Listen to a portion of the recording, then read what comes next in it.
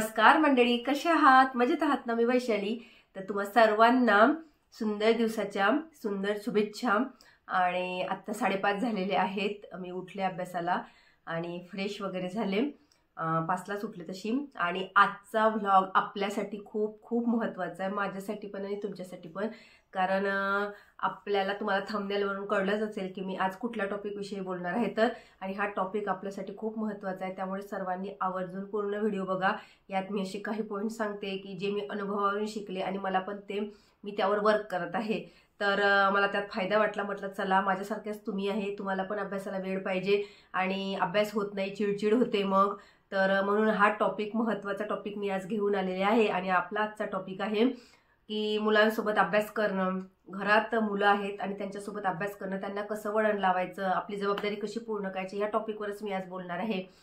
तर आता आणि खरंच तुम्हाला सांगते मी, बघा माझ्यासोबत पण असंच होतं की आपण काय करतो, आपला अभ्यास होत नाही, मग आपण चिडचिड होऊन जातो. आपण असं वेगळंच वाटतं आपल्याला. आपली सगळी फ्रस्ट्रेशन आपण मुलांवर काढतो, म्हणजे त्यांना मार देतो किंवा मग त्यांच्यावर ओरडतो, रागवतो, त्यांनाच प्रत्येक गोष्टीसाठी आपण दोषी ठरवतो. पण हे योग्य आहे का? जरी ती आपल्यापेक्षा लहान आहेत तर मग हे योग्य आहे का? मला तर, मी याचा विचार केला तर मला हे योग्य वाटत नाही. कारण आपण त्यांना दोष देऊन फायदा नसतो, कारण ती त्यांच्या वयात जगत आहे. त्यांना काहीच माहित नसतं की मम्मा कुठला अभ्यास करते, की तिच्यासाठी काय इम्पॉर्टंट आहे. ते फक्त त्यांच्या विश्वात जगत असतात आणि आपण सगळी आपली फ्रस्ट्रेशन आपली त्यांच्यावर काढतो. जरी घरात कुठले वादविवाद झाले किंवा मग बाहेर कुठे वादविवाद झाले आणि आपला अभ्यास होत नाही, आपला वेळ मिळत नाही कामांमुळे, तर मग झालं, मुलांवर आपण राग काढायला सुरुवात करतो. पण हे फार चुकीचं आहे माझ्या मते तरी. म्हणून आपण असं करायला नको. त्यासाठी आपण काही उपाययोजना केल्या पाहिजे आणि त्या मी सुद्धा करत आहे आणि त्यावर माझं वर्क सुरू आहे माझ्या मुलांसोबत करणं. तर माझंही असंच व्हायचं, फार चिडचिड व्हायची माझी आणि अभ्यास होत नाही म्हणून मग घरातलं वातावरण माझं निगेटिव्ह होऊन जायचं, मला कळत नव्हतं.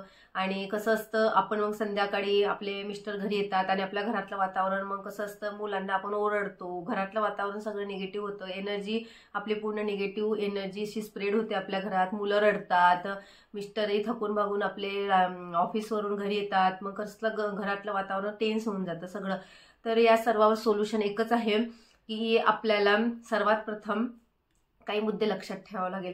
तर जास्त उशीर न करता मी आज आपला पहिला मुद्दा सांगते की आपल्याला सर्वात अगोदर आपली थिंकिंग बदलवावी लागेल.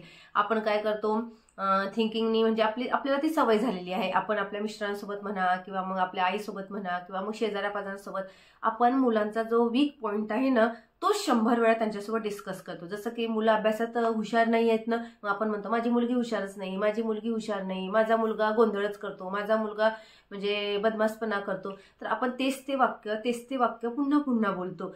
काय होतं माहिती आहे का, युनियनच्या नियमात असं आहे की आपण जे जे वाक्य पुन्हा पुन्हा बोलतो ना, ते लवकर लवकर साक्षात्कारमध्ये येतं.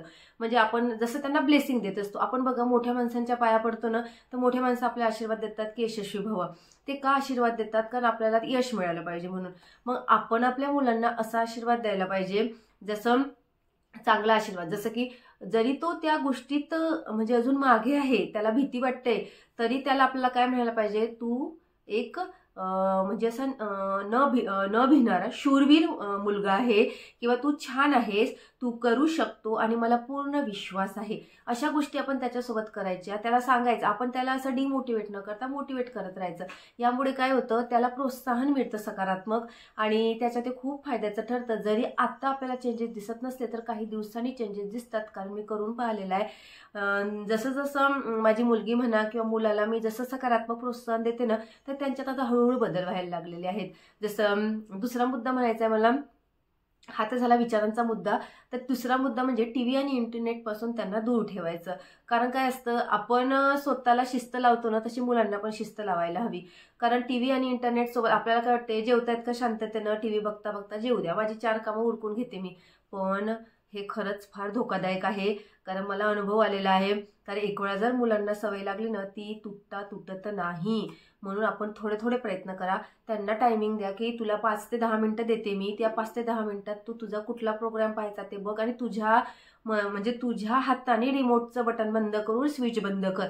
म्हणजे आपण जर बंद करू तर ती त्यांची चिडचिड होते. त्यांना वाटते की मला ऑर्डर देत आहे मम्मा आणि मला टीव्ही बघू देत नाही, म्हणून त्यांना असं लिमिटेड टाइम द्यायचा, एवढ्या वेळात कर आणि त्यानंतर माझ्याजवळ ये. म्हणजे त्यांना मग त्यांच्या हाताने टीव्ही बंद करून त्यांची चिडचिड होत नाही, ते शांततेने आपल्याजवळ येतात. करून बघा, तुम्हाला पण फायदा होईल. आणि इंटरनेटवर काही अभ्यासाचं शोधत असतील तर खूपच छान. पण कसं असतं, आपण थोडं त्यांच्याकडे लक्ष द्यायला पाहिजे, त्यांच्यासोबत संवाद साधला पाहिजे. म्हणजे कन्व्हर्शन करायला हवं, कारण आपली मुलं मोठी होत आहेत आता, त्यांना भरपूर वेळ देणं आवश्यक आहे. आपले जे पालक होते अगोदर, ते आपल्यासोबत डिस्कस करत होते तेव्हा, कारण मोबाईल आणि टीव्ही एवढ्या प्रमाणात ॲक्टिव्ह नव्हत्या. आता आपण जास्त मोबाईल आणि टीव्हीच्या सानिध्यात राहतो, त्यामुळे आपल्या मुलांकडे आपलं लक्ष देणं कमी झालेलं आहे आणि ते फार गरजेचं आहे आपल्याला त्यांच्याकडे लक्ष देणं.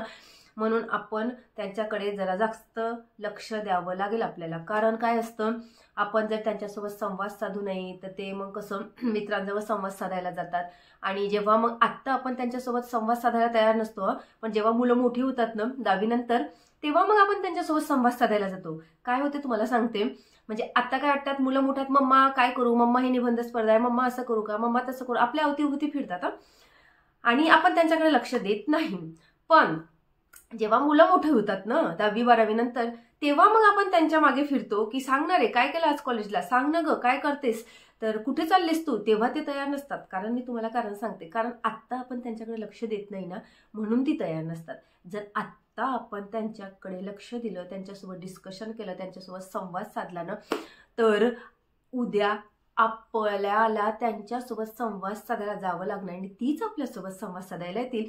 म्हणून आता त्यांना वेळ द्या, नंतर ते आपल्याला वेळ देतील आणि तेव्हा खरंच आपल्यासाठी खूप गरजेची गोष्ट राहील.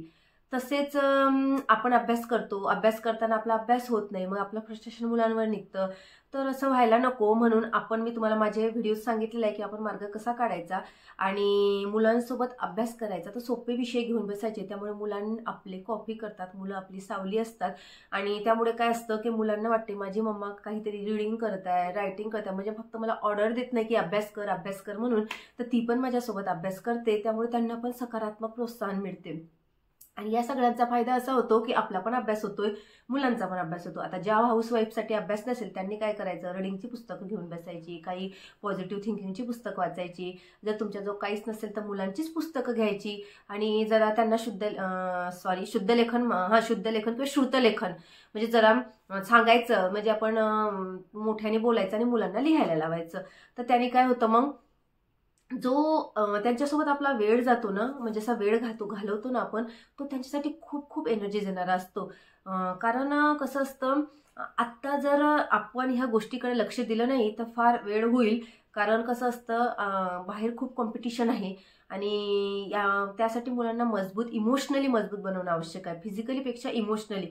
कारण मुलं आता इमोशनली स्ट्रॉंग राहायला थोडं मागे राहत आहेत, कारण मेंटली आणि इमोशनली ते कमजोर होत आहेत. म्हणजे त्यांना काय म्हणता येईल, मजबूत राहत नाही, अशक्त होत आहेत. कशासाठी, तर ते छोटा टीव्ही बघतात, जास्त इंटरनेटचा वापर करतात छोट्या छोट्या गोष्टींसाठी. त्यांचा जो माइंड आहे ना त्याला खतपाणी मिळत नाही, त्यामुळे ते असे वीक होत आहेत.